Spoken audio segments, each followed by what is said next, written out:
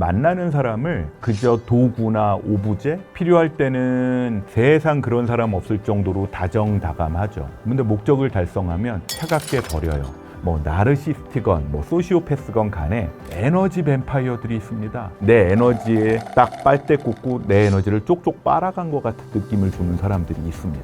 헤어지고 난 다음에 막 카톡에 수많은 이모티콘 날리면서 선물도 막 보내고, 이건 나중에 나를 조종하기 위해서 미리 선작업하고 있는. 안녕하세요, 한창수입니다. 마음정비소 잘 오셨습니다. 정신과 의사 일을 하고 있고요. 오늘은 어떤 이야기를 한번 해볼까요? 삶에서 가까이 하면 안 되는 사람들에겐 어떤 특징이 있을까요? 흔히 소시오패스 또 나르시스트랑 가까이 하지 말라는 이야기 많이 들으셨을 거예요. 그냥 만나서 기분 안 좋고 내 에너지 갉아먹는 것 같은 사람들이면 만나지 말아야죠. 그건 굉장히 주관적이에요. 삶에서 가까이 하지 말아야 될 사람들, 첫 번째 특징은요, 공감을 못하는 사람들이에요. 그리고 남을 착취하는 사람들입니다. 만나는 사람을 그저 도구나 오부제, 일종의 이용 대상으로 삼고 있는 경우들이 굉장히 많습니다. 소시오패스의 가장 큰 특징은 사람을 사람이 아니라 그냥 도구로 본다는 얘기거든요. 필요할 때는 세상 그런 사람 없을 정도로 다정다감하죠. 근데 목적을 달성하면 차갑게 버려요. 저한테 오시는 분 중에 불면증으로 오셨던 분인데 어쩌다 보니까 가족한테 버림받았어. 보니까 회사 일 잘하다가 부인하고도 갈라서고 딸들도 다 그냥 이제 아빠 싫대. 그래서 시골 자기 고향 마을에 가가지고 작은 회사를 하나 차리셨는데, 거기서 나이 50 넘고 60 넘은 친구를 사귀었다는 거예요. 정말 좋은 사람들을 만나서 거기서 동네 사람들이 좋은 사람들을 또 연결해줘서 그 사람들한테 회사 일도 다 맡기고 하고 있대. 저는 굉장히 걱정되더라고요. 저러다가 그 회사에 들어가 있는 돈들 다 날릴 것 같은 느낌이 들지. 알잖아요. 우리 나이 50 넘고 60 넘어서 나를 진정으로 걱정해주는 그때 만난 사람들 중에 정말 있을까요? 나한테 뭔가 필요해서 그런 거 아닌가? 필요한 것도 대부분 돈이잖아요. 괜히 또 그냥 빨대 꽂혀서 다 이용만 당하고 그럴까봐. 제가 아직 그런 건 얘기는 그분한테는 안 했는데 좀 걱정이 됩니다. 그 로버트 헤어라는 학자가 사이코패스 체크리스트라는 거를 만들어 놨어요. 인터넷에도 많이 떠 있는데, 거기서 가장 핵심적인 항목이 겉으로 보기엔 굉장히 매력적인 사람, 두 번째 특징이 공감을 잘 못하는 사람. 이분들은요, 처음 만나면 굉장히 매력적이에요. 그리고 나한테 정말 간이라도 빼줄 것 같아. 그리고 나를 너무 칭찬해줘요. 너무 만날 때마다 막 즐겁지. 어쩔 땐 막 돈도 주고 나한테 벌게 해준대요. 20년인가 전에 나왔던 은밀한 유혹인가? 영국 코미디 영화가 있었어요. 이게 야한 영화 아니고, 런던에 살고 있던 의사를 시골 섬마을의 의사로 일할 수 있게 하려고 한 달 놀러 온 의사를 기분 좋게 하려고 세상에 동네 사람들이 없던 크리켓 팀도 만들어서 막 재밌게 해주고, 그 의사가 낚시 나가면 마을 사람들이 잠수부를 동원해가지고 그 양반 낚싯대에다가 막 생선을 꽂아줘. 근데 그거를 아주 이익 목적, 이익 베이스로, 계산 베이스로 하는 사람들이 나르시스트란 얘기죠. 영화 아메리칸 사이코라는 유명한 영화 있잖아요. 거기 나왔던 주인공이 아주 외모적으로 완벽해요. 그리고 굉장히 매력적이죠. 그렇지만 그 사람 내면에는 굉장히 공허함이 되게 많았습니다. 다른 사람들은 그냥 나중에 내가 살인해버리고 자기가 우월하다는 걸 증명하는 도구였을 뿐인 거죠. 만약에 지금 만나고 있는 사람 중에 나를 되게 기분 좋게 해주고 잘해주긴 하는데, 조금 지나서 나한테 뭔가 슬슬 요구를 하기 시작을 한다? 그리고 내가 어렵고 슬픈 거에는 약간 관심이 없어 보이기 시작한다? 그러면 그 관계를 다시 평가하시기 바랍니다. 두 번째, 가까이 하면 안 되는 사람들, 끊임없는 피해자 코스프레를 하는 사람들이 있어요. 만나기만 하면 누구 욕하는 사람들이 있습니다. 철수 때문이고 또는 나라 때문이고 사회 때문이고. 나르시스트들의 핵심 방어 기제가 투사예요. 투사가 남 탓이거든요. 내 잘못은 모두 없고 모든 일은 네가 잘못해서 그렇다는 거예요. 윗사람이 날 미워해. 그 인간 너무 이상해. 친구들이 날 질투해. 내가 친구를 잘못 사귀었어. 세상이 날 이해 못하는 것 같아. 세상이 너무 더러워졌어. 끊임없이 피해자 노릇을 하는 거죠. 처음에는 선한 마음이 얘기 들어주고 동정심이 들기도 하겠지만, 시간이 가면 아주 그게 그 사람 패턴이구나. 그 사람 절대로 변하지 않거든요. 나르시즘의 핵심을 자기애가 너무 과대하다라고 얘기한 학자들이 있어요. 그리고 그 열등감을 방어하기 위해서 너무 과대하게 자기를 포장하는 거다라고 유명한 학자가 얘기를 했습니다. 겉으로는 굉장히 멋있고 거만해 보이죠. 고개도 빳빳한 것 같고 목에 기부스한 것 같아요. 그렇지만 그런 사람들의 내면에는 깊은 불안감이 있고 그거를 인정하지 않으려고 하니까 끊임없이 외부 탓을 한다는 겁니다. 그 사람한테 피해를 입지 않으려면 가까이 하지 마세요. 세 번째는요, 나르시스트건, 소시오패스건 간에 에너지 뱀파이어들이 있습니다. 만나고 헤어져서 집에 가려고만 하면 내가 그냥 기진맥진해지는 사람이 있어요. 와, 얘기해서 그 사람 말을 한 1시간을 듣고서 헤어지는데 내 에너지에 딱 빨대 꽂고 내 에너지를 쪽쪽 빨아간 것 같은 느낌을 주는 사람들이 있습니다. 그 심리학자 주디스 올로프라는 사람이 쓴 책에 보면 이런 에너지 뱀파이어를 몇 부분으로 나눴어요. 끊임없이 불평불만하는 사람, 드라마를 만드는 사람, 관심을 독점하는 사람, 끊임없이 그냥 힘들다는 얘기만 하는 거죠. 세상이 너무 더럽다라는 얘기만 하면서 들어주는 사람을 힘들게 하고 그냥 내 인생이 너무 힘들다는 얘기만 하는 사람들도 있다는 거고, 그냥 끊임없이 너는 나만 봐야 된다고 얘기하는, 애기들, 딸들 왜 성장 과정에서 엄마한테 힘든 얘기하고 나만 봐달라고 얘기하죠. 근데 내 딸도 아닌데 나한테 와가지고 계속 그것만 요구하는 사람들이 에너지 뱀파이어예요. 지금 만나는 사람 중에 한 명이 만날 때마다 내 감정 계좌에서 자꾸 출금만 해가는 에너지 뱀파이어다 라고 하면 파산하기 전에 정리를 좀 생각하시는 게 어떨까 하는 생각이 듭니다. 일단 내가 살아야죠. 이런 나르시시스트들은 처음에 구별하기가 어렵다고 하던데 첫 만남에 이런 사람들을 구별하는 방법에는 어떤 게 있을까요? 정말로 예민한 사람들, 초민감자 얘기를 했었잖아요. 민감하신 분들은 금방 눈치채요. 이 사람 약간 좀 왠지 안 좋은 느낌을 줘라고 느끼는데 대부분의 사람들은 잘 못 느끼죠. 이런 나르시시스트들은 흔히 자기 위장을 되게 잘하거든요. 첫 번째가요, 너무 만난 지 얼마도 안 됐는데 그냥 갑자기 칭찬을 그냥 폭탄 던지듯이 던지고 너무 친한 척하는 사람들이 있어요. 야, 우리가 어쩌다가 이제 만났죠. 38세에 처음 만났는데 와, 진작에 만났으면 우리 정말 좋은 친구가 됐을 텐데 라고 얘기하고 칭찬 세례, 선물 세례 조심하세요. 헤어지고 난 다음에 막 카톡에 수많은 이모티콘 날리면서 선물도 막 보내고, 이건 나중에 나를 조종하기 위해서 미리 선작업하고 있는 가능성이 굉장히 큽니다. 일종의 미끼일 수 있는 거죠.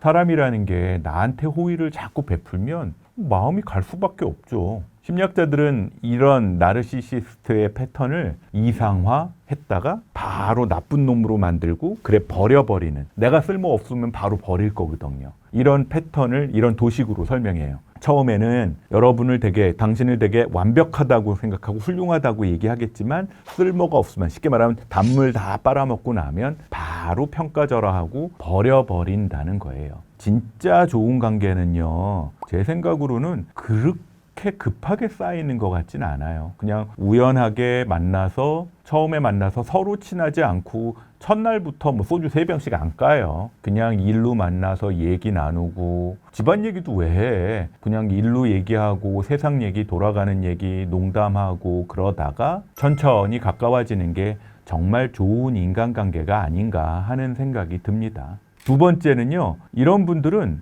약자한테 아주 함부로 해요. 선보러 갔는데 아주 친절하고 아주 고급 식당에서 아주 매너 있게 행동을 하는데 식당 종업원들한테 아주 함부로 하시는 분들이 있죠. 또는 주차관리원, 또는 빌딩 청소하시는 용역분들, 이런 분들, 예를 들면 나보다 조금 사회적인 지위가 낮다고 생각하는 사람들한테 어떻게 하는지 한번 보세요. 사실은 그게 그 사람의 본성인 경우가 굉장히 많습니다.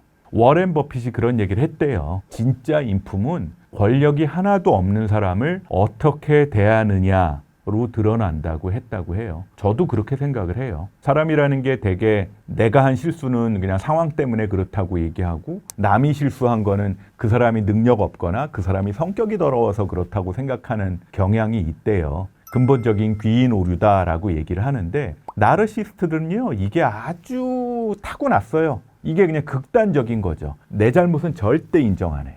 대신에 나보다 못난 사람들의 잘못으로 모든 책임을 전가하는 거죠. 영화 악마는 프라다를 입는다 편집장 있잖아요. 미란다. 이 사람은 패션업계 정상에서 일을 하고 있었지만 부하 직원들한테는 아주 악마였잖아요. 그게 권력을 가진 나르시스트들의 전형입니다. 첫 데이트나 비즈니스 미팅을 처음 시작할 때 서비스직 종사자들을 어떻게 대하는지 한번 주의 깊게 관찰해 보세요. 만약에 의사들을 만난다고 하면 나랑 만날 때 말고 간호사나 다른 직원들한테 어떻게 행동하는지 한번 보세요. 만약에 직장 비즈니스 상대방을 만난다면 같이 밥을 먹다가 그 음식을 서빙하시는 분들이나 식당 주인한테 어떻게 대하는지 한번 보시면 계속 만나도 되는 사람인지 대충 나올 것 같아요. 세 번째, 이런 사람들은요, 대화를 하다 보면 언제나 나 중심으로 이야기를 합니다. 비즈니스 미팅을 하러 갔다가도 서로 인사도 하고 세상 돌아가는 얘기도 하고 이 음식 얘기도 하고 그래야 될 텐데 바로 내 회사 얘기, 내가 팔 물건 얘기부터 바로 들어가요.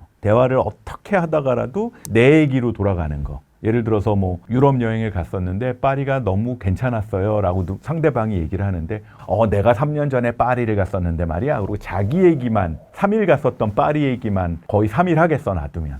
이런 얘기를 하는 사람들인 거죠. 비즈니스 얘기를 할 때도 지자랑만 해요. 심리학자들이 그런 얘기를 했대요. SNS가 요새 이제 전 시대적으로 아주 유명해지니까 자기 브랜딩이라는 게 강조되면서 사람들이 모든 대화의 장을 나를 선전하는 기회로 보는 사람들이 늘었다라고 얘기를 합니다. 그러니까 쉽게 말하면 그렇지 않은 사람들조차 나르시즘 끼는 조금 있었지만 드러내놓지 않고 사는 사람들이 그걸 그냥 마음껏 드러내고 사는 사회 환경이 되는 것 같아요. 근데 진짜 깊이 있는 사람들, 진짜 좋은 사람들은 제가 느끼기에 상대방한테 지자랑 별로 안 하고요. 그냥 상대방의 얘기를 잘 들어주고 그냥 이런 질문을 던진대요. 어떻게 생각하세요? 그때 파리는 어땠어요? 라는 질문을 던진다고 합니다. 첫 만남에서 상대방한테 얼마만큼 관심을 보여주고 공감할 수 있는지를 보여주는 게 더 좋은 사람이죠.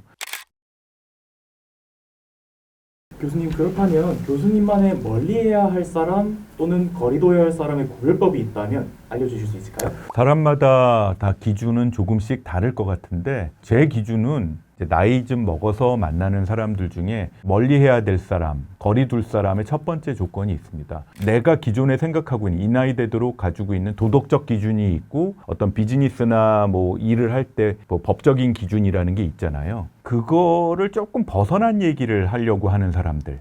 쉽게 말하면 제가 생각하는 도덕적 기준이라든지 또는 법적 기준을 조금 넘어서는 얘기를 하려고 하는 사람 또는 금전적인 부담이나 이런 것도 있을 수 있잖아요. 좀 위험을 초래할 만한 사람. 예를 들면 이런 거죠. 뭐 야한 술집 가자고 꼬시는 사람. 이거는 범죄를 권유하거나 나를 연루시키는 사람들이잖아요. 나중에는 지간 건 얘기 안 하고 나 갔다고 소문낼 사람이야. 그리고 두 번째는 뭐 돈 빌려달라고 하는 사람들이 있어요. 좀 친해지고 나면 위험하게 생각을 해요. 또 하나는 내 평판을 해치는 사람들이 있습니다. 예를 들어서 저랑 아주 편하게 얘기해서 내 속 얘기들을 몇 마디 했는데 아니면 술집을 한번 갔었는데 어디 술집 가서 뭐 이런 얘기 하더라 라는 얘기를 누군가한테 소문내고 다니는 사람들이 있죠. 또는 뭐 야 얘기 들었는데 그 집 뭐 가정 환경이 이렇대더라 뭐 또는 오히려 조금 친해졌다고 나를 비난하려고 하는 사람들. 젊은 시절에는 한 번씩 더 보고 한 두세 번, 삼세 판 기회를 주고 만났었는데 요새는 한두 번이면 대충 아는 것 같아요. 그 심리학에서 왜 매몰 비용의 오류라고 얘기를 하잖아요. 너무 여러 번 만나면 야 그래도 내가 한 3년을 만났는데 조금만 더 만나보자 라는 생각하잖아요. 느낌이 안 좋으면 그 느낌이 맞을 가능성이 큽니다. 만약에 여러분이 30년 가까이 또는 30년 넘게 인생 경험을 하셨다면 지금 느끼고 있는 그 거쓱한 감정이 맞을 가능성이 되게 많다는 얘기죠. 옛날 영화 그 로버트 드니로 주연의 영화 카지노에서 샤론 스톤이 여주인공이었는데 샤론 스톤하고 되게 사랑하는 관계였는데 서로 범죄 저지르는 영화이긴 해요. 이 사람하고 계속 사랑 관계를 유지했다간 로버트 드니로가 죽게 생겼어. 그랬더니 별로 관계를 끊더라고요. 사랑보다 또는 착한 태도를 유지하는 것보다 더 중요한 건 나의 생존, 나의 보존이기 때문에 그렇습니다. 두 번째, 제가 좀 멀리하는 분들은요. 몇 번 만났더니 나랑 가치관이 좀 달라. 사회적인 가치관이나 법적 가치관이나 도덕적 가치관이 좀 다르고 만나면 좀 피곤해. 에너지 소모가 좀 큰 사람들은 좀 거리를 둡니다. 인격적인 문제는 없어요. 그 사람 말이 꼭 100% 틀린 것도 아니야.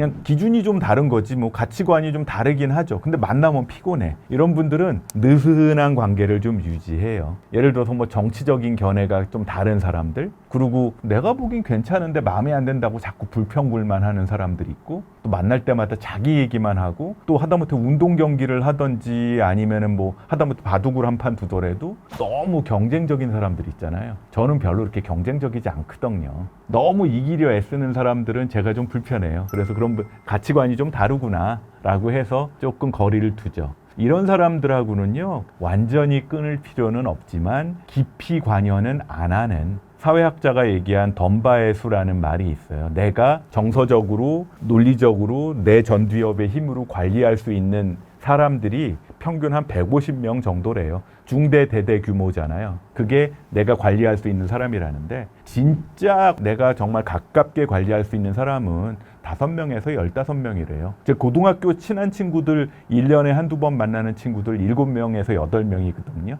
그 안에 들어가죠. 내 감정 에너지는 한정돼 있어요. 모든 사람들하고 깊은 관계를 유지할 수는 없습니다. 우선순위를 전하기 위해서 일부는 좀 빼내는 게 어떨까 싶습니다. 그러기 위해서 할 일이, 저는 처음에 만나면 한 3개월은 관찰해요. 이 사람하고 만나면 기분이 괜찮은가? 아니면 집에 가서 밤에 자는 동안에도 만났던 말들 자꾸 곱씹게 되고 후회하게 되고, 이불킥까지는 아닌데 아우 그 말은 좀 하지 말 걸 그랬어 하는 사람이 있어요. 아, 그 사람은 내가 얘기를 하긴 했는데 내 얘기를 진심으로 잘 들었나?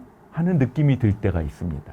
또 이건 좀 결정적인 건데, 내가 힘들 때, 아니면 저도 인간이니까 뭔가 좀 인간관계에서 실수하는 경우들이 있잖아요. 약간 비난받을 수 있는. 그랬을 때, 내가 힘들 때 내 옆에 있을 수 있는 사람인가? 아니면 내 옆에 있었나? 아니면 내가 잘 되고 좋고 막 내가 잘 나갈 때만 내 옆에 있는 사람인가 하는 생각을 해봅니다. 하다못해 부부관계에서도요, 긍정적인 관계, 부정적인 관계, 이것들이 5대1의 비율로 있어야 부부관계가 건강하대요. 다른 말로 부부관계에서도 나한테 기분이 좋게 해야, 그게 5대1이어야 나쁜 것보다, 그래야 부부관계가 잘 유지돼요. 그러니 부부 아닌 관계에서는 오죽하겠어요. 저만의 사람과의 거리 두는 기준입니다.